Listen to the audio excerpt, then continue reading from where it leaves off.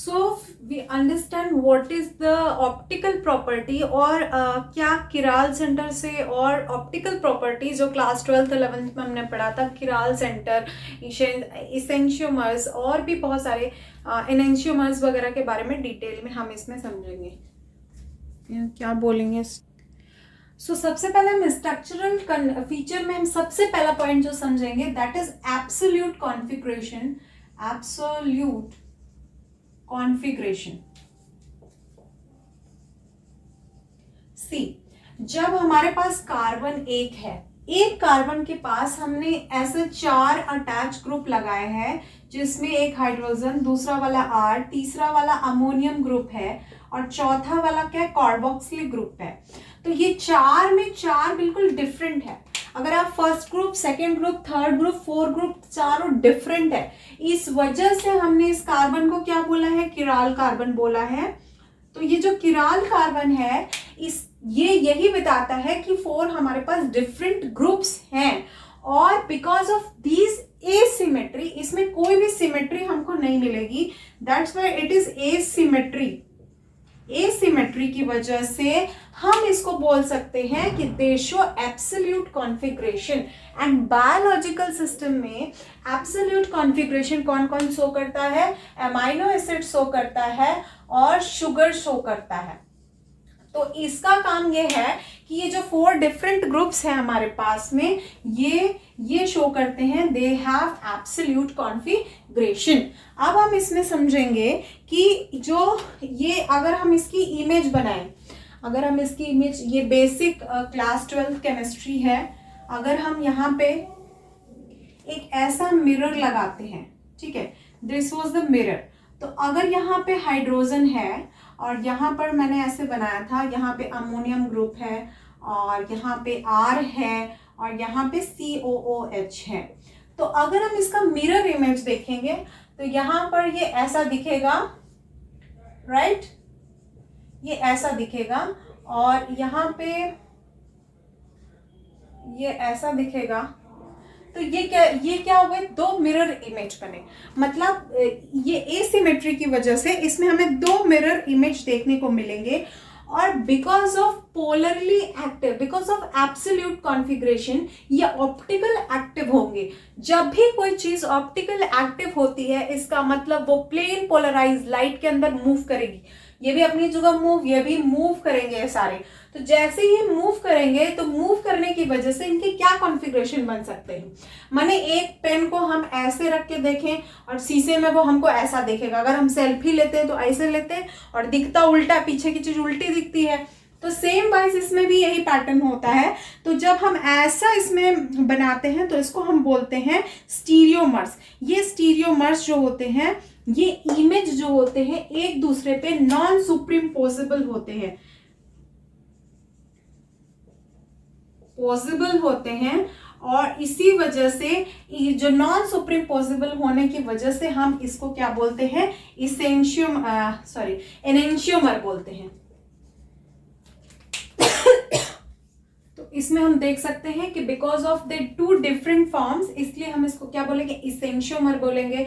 On these जो भी इसेंशियोमर्स होते होंगे, जो सारे मॉलिक्यूल्स होते हैं, वो कैसे फंक्शन करते हैं, वो फंक्शन करते हैं ऑप्टिकल एक्टिव। वो कैसे फंक्शन करते हैं, वो ऑप्टिकल एक्टिव फंक्शन करते हैं, एंड दिस इज कॉल्ड इसेंशियोमर। अब हम एक एग्जांपल लेंगे, और एक एग्जांपल हम शुगर का लेंगे और एक एग्जांपल हम अमाइनो एसिड का लेंगे।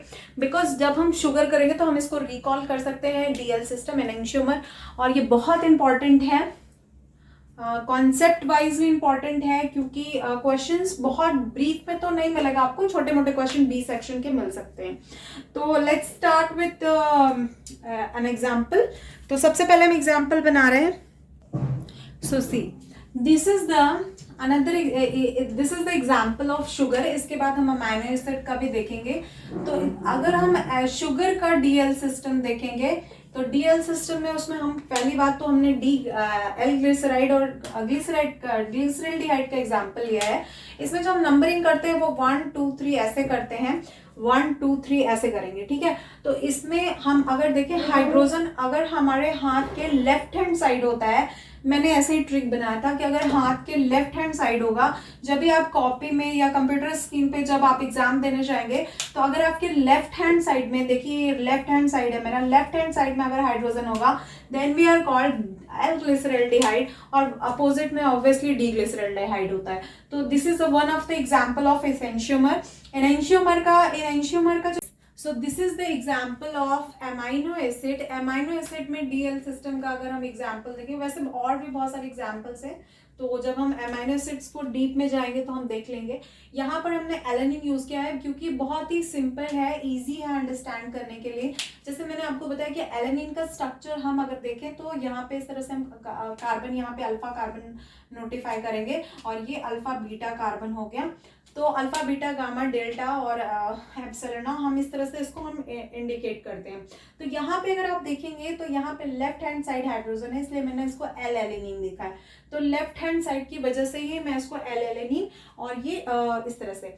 अगर आप मिरर इमेज में बात करें तो जब मिरर इमेज में लेफ्ट हैंड साइड पर अगर हाइड्रोजन एटम होता है तो हम ऑब्वियसली उसको एल एलेनिन बोलते हैं, और डी और एल जो होता है इसका जो कॉन्फ़िगरेशन है हम कहाँ पर देख सकते हैं, इसका जो हम कॉन्फ़िगरेशन है हम इसको गैस कंफर्म करते हैं एक्सरे डिफ्रैक्शन एनालिसिस में।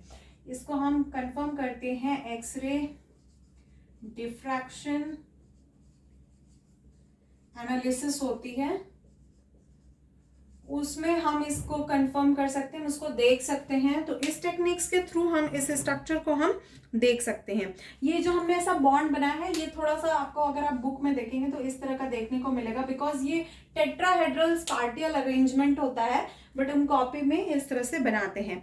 तो this is the DL system of the amino acids and sugars. मैंने दो बताया है, डी और एल। अब हम इसमें बताएंगे, इसमें कुछ इंपॉर्टेंट पॉइंट्स भी बताएंगे, जैसे कि इसमें एक पॉइंट ऑफ इसमें और लीवो रोटेटरी बोलेंगे इसको, लीवो रोटेटरी।